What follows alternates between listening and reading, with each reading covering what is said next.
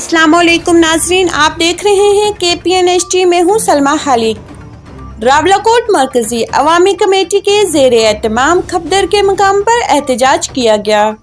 मुतासरीन नीलम Jhelum transmission line और आज़ाद पत्तन शेरहान dam ने अपनी आरजी मकानात और दिगर अमला के मुआवजात न मिलने, दहिया शामलात पर काबिज अफराद के अलावा दूर दराज के इलाकों को मुआवजा की अदायगियों के खिलाफ एहतजाज किया।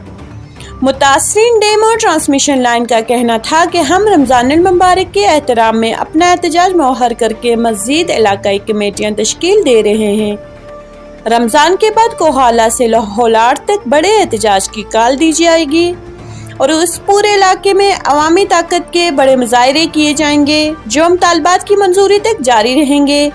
कमेटी के मरकजी रुकन जुल्फ़िकार अली उर्फ भुट्टो ने अपने खिताब में लोगों को यकीन दिलाते हुए कहा कि अब हम अपने हुकूक पर पहरा देते रहें, कोई आपके हुकूक गज़ब नहीं कर सकता। मुज़ाहिरीन से मरकजी अवामी कमेटी के सरबराह अरबाब एडवोकेट हाफिज शाहिद अनवर और एजाज अब्बासी और दिगर ने भी खिताब किया।